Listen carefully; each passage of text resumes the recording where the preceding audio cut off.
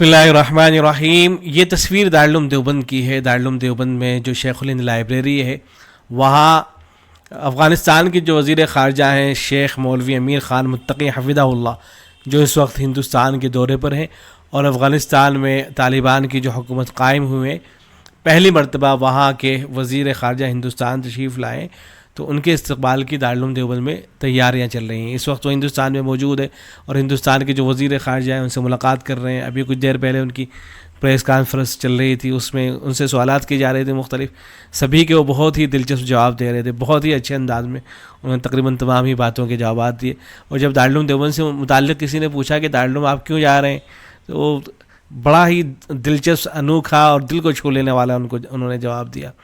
اچھا، دیوبند میں جب لوگ جا رہے ہیں ادھر کیا کرتا ہے؟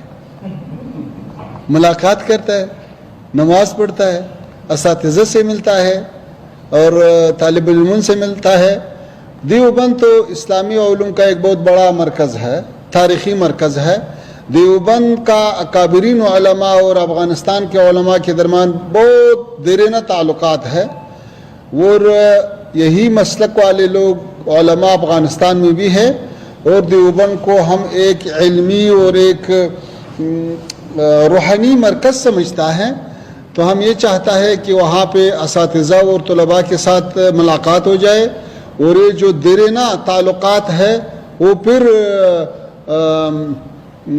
تازہ ہو جائے اور آنا جانا شروع ہو جائے. جیسا ہمارے طلباء یہاں پہ انجینئرنگ کے لیے آتا ہے، سائنس کے لیے آتا ہے اور علوم کے لیے آتا ہے، ایسے دینی علوم کے لیے بھی آتا ہے. تو اس سلسلے میں انشاءاللہ کل دیوبند جانا ہے. عام طور سے اس طرح کے جوابات طلبہ ہی کے ہوا کرتے ہیں. آپ کسی پرانے طالب علم سے پوچھیے گا جب اس کا دیوبند جانے کا ارادہ ہو کہ بھئی آپ دیوبند کیوں جا رہے ہیں، تو اس کا جواب یہی ہوگا کہ وہاں اساتذہ سے ملاقات کرنی ہے، کچھ طلباء ہیں ان سے ملنا ہے، کچھ اور کام کرنے ہیں. تو بالکل اسی طرح سے وہ گفتگو کر رہے ہیں اور ایسی ہی باتیں کر رہے ہیں. ان کو دیکھ کر ایسے ہی لگ رہا ہے کہ جیسے مدرسے کا طالب علم گفتگو، اور ہیں بھی وہ مدرسے ہی کے طالب علم. تو یہ دیکھیں کہ ہندوستان کے اندر تو بہت ساری جگہیں ہیں، بہت سی تاریخی جگہیں موجود ہیں، بہت سی بڑی شخصیات کی قبریں موجود ہیں. تو وہ وہاں جا سکتے تھے، کسی تاریخی جگہ جا سکتے تھے. غالباً تاج محل دیکھنے کے لیے وہ جا رہے ہیں، لیکن اور بھی بہت سی جگہ تھی ان کے انتخاب کر سکتے تھے، لیکن انہوں نے ان سب کا انتخاب نہیں کیا، بلکہ دارالعلوم دیوبند کا، چونکہ وہ اپنے آپ کو دیوبند کی طرف منسوب کرتے ہیں. اور جتنے بھی حضرات ہیں وہاں افغانستان کے اندر، مسئلہ کہ دیوبند ہی وہاں رائج ہے، تو وہ تمام ہی حضرات اپنے آپ کو دیوبند کی طرف منسوب کرتے ہیں، تو انہوں نے دیوبند ہی کا انتخاب کیا. بہرحال ان کا آنا بہت بہت مبارک ہو. اور یہاں کے جو حضرات ہیں اس وقت ان کے استقبال کی تیاری کے اندر لگے ہوئے ہیں. اللہ رب العزت اس ملاقات کو جو ہے شرف قبولیت عطا کرے.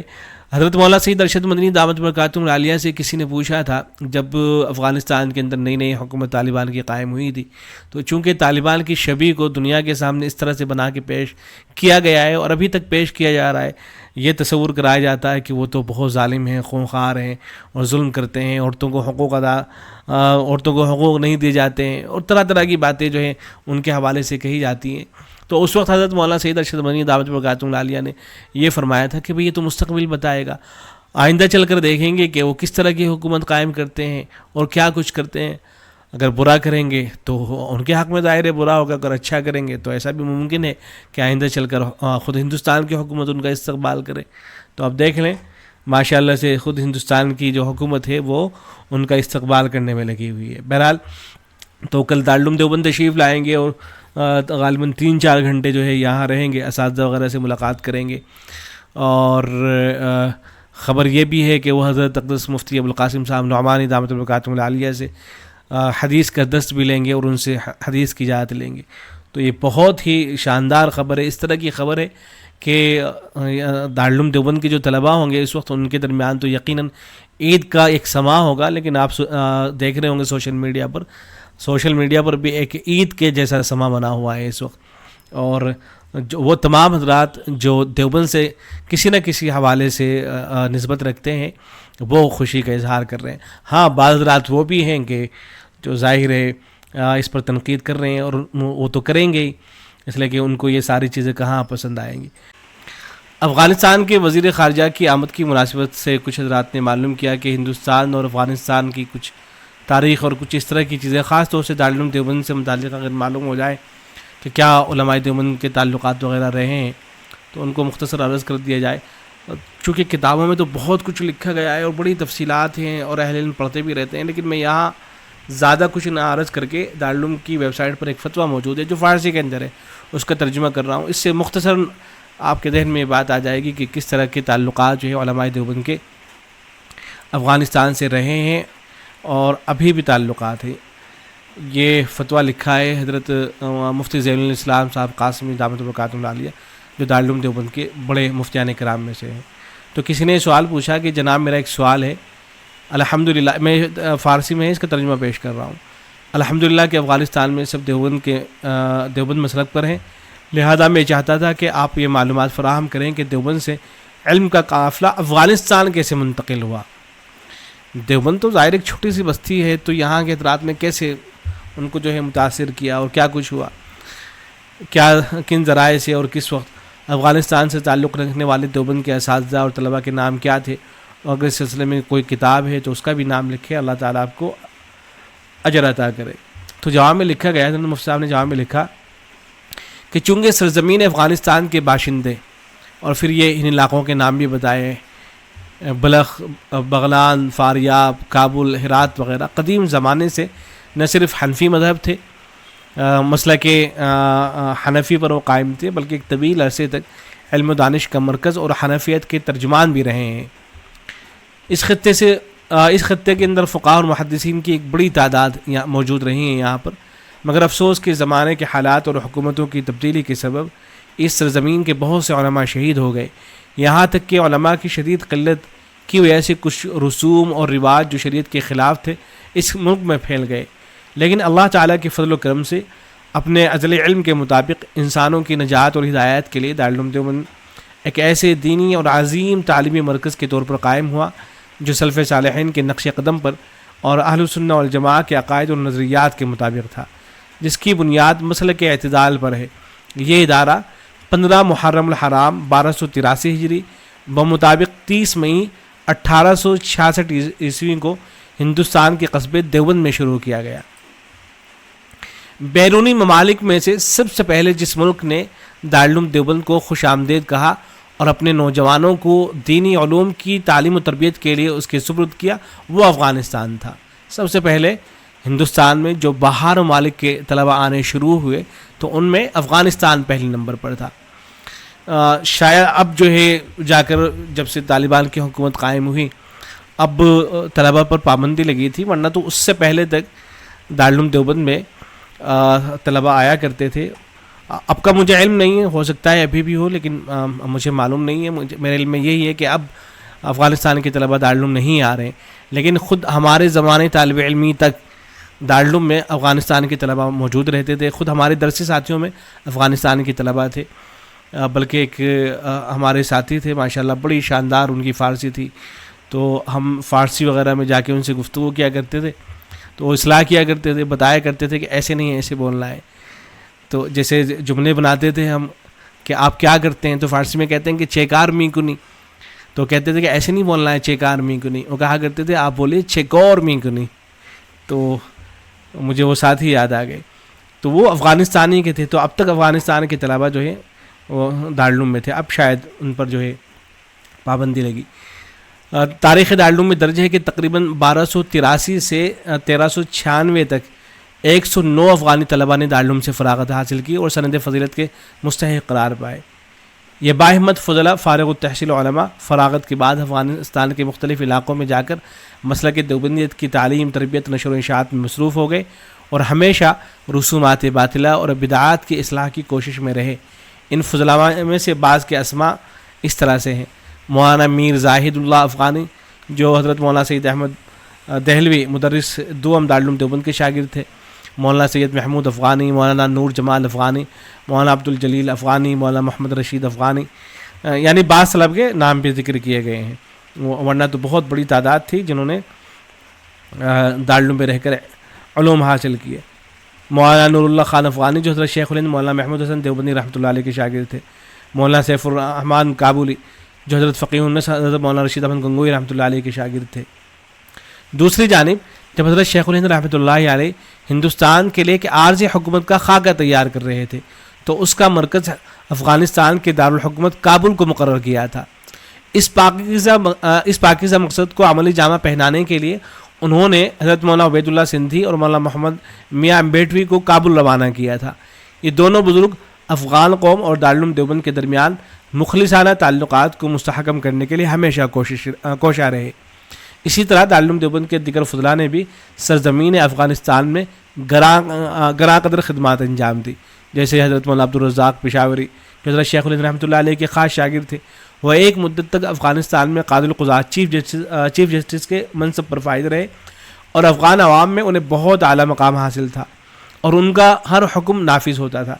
اسی طرح حضرت مولانا محمد میاں منصور انصاری جو بانی دارالعلوم دیوبند حجت الاسلام حضرت مولانا قاسم نانوتوی رحمۃ اللہ علیہ کے نواسے تھے، وہ بھی ایک طویل عرصے تک کابل میں مقیم رہے اور ان کے علم و فضل کو افغان قوم میں تسلیم کیا جاتا تھا.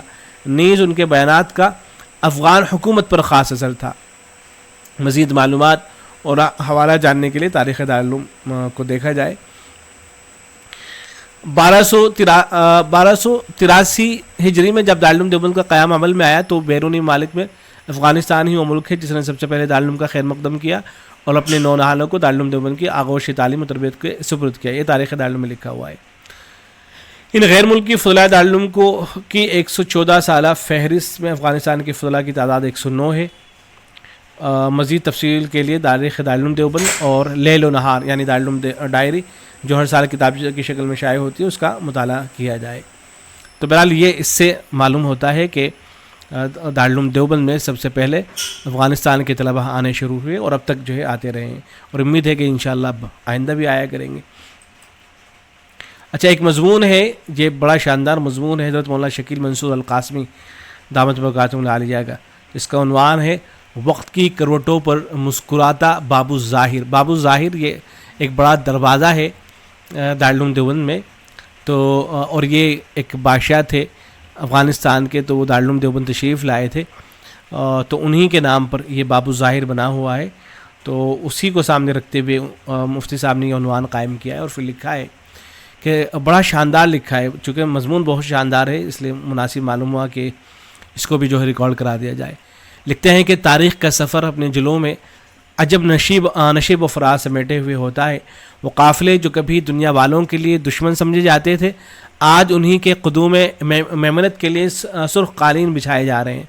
ہائے رے سیاست کیا کیا رنگ ہیں تیرے، یہاں نہ کوئی نقش مستقل ہے نہ کوئی چہرہ بے داغ. پھر تعجب بھی کیسا، سیاست کا مزاج ہی کچھ ایسا ہے کہ کل کا مخالف آج کا مہمان بن جاتا ہے اور کل کے تانہ زن آج استقبال میں جھک کر کھڑے نظر آتے ہیں. 28 فروری 1958 کا وہ تاریخی دن آج بھی دارالعلوم دیوبند کی تاریخی فضاؤں میں تازہ ہے جب افغانستان کے بادشاہ متوکل علی اللہ محمد ظاہر شاہ نے اس روحانی و علمی مرکز کا شرف زیارت حاصل کیا تھا. انہی کے نام سے قائم کیا گیا پرشکو باب الظاہر آج بھی ماضی کے اس سنہرے باب کی خاموش گواہی دے رہا ہے. اس دروازے کی طہارت و مجد کا نقطہ وسیع تر تاریخی پس منظر میں حوادث اور انقلابات یورش و سورش کے ہاتھوں بھی مان نہ پڑ سکا اور اب تاریخ کا ایک نیا باب رقم ہونے کو ہے. ہفتہ 11 اکتوبر 2025 کو امارت اسلامی افغانستان کے موجودہ وزیر خارجہ مولانا امیر خان متقی زیدہ مجدہ و فضلہ ہندوستان کے سرکاری دورے کے دوران اسی دارالعلوم دیوبند کے صحن میں قدم رکھ کر اکابر کے فیضان علم سے سند حدیث حاصل کرنے والے ہیں. اس کاخ فقیری کے آگے شاہوں کے محل جھک جاتے ہیں. وہیں ہندوستان جو کبھی طالبان کے نام سے خائف و لرزا تھا، انہیں دہشت گرد قرار دے کر منہ موڑتا تھا، آج انہی کے نمائندے کو باعزت مہمانوں کے طور پر خوش آمدید کہنے کو تیار ہے. یہ کوئی معمولی منظر نہیں ہے، یہ تاریخ کی پلٹتی ہوئی بساط ہے جہاں ماضی کی تلخیاں اور حال کے مفادات و ضرورتیں ایک دوسرے سے بغلگیر دکھائی دیتی ہیں. کبھی جس فکر کو دنیا سے کاٹ دینے کی کوشش کی گئی تھی آج اسی فکر کے نمائندوں کو باضابطہ سفارتی حیثیت دی جا رہی ہے. دوسری طرف دارالعلوم دیوبند وہی عظیم علمی اور روحانی مرکز جس نے بر صغیر میں علم و ایمان کا چراغ روشن کیا، ایک بار پھر تاریخ کے ایک اہم اور تابناک موڑ پر کھڑا ہے.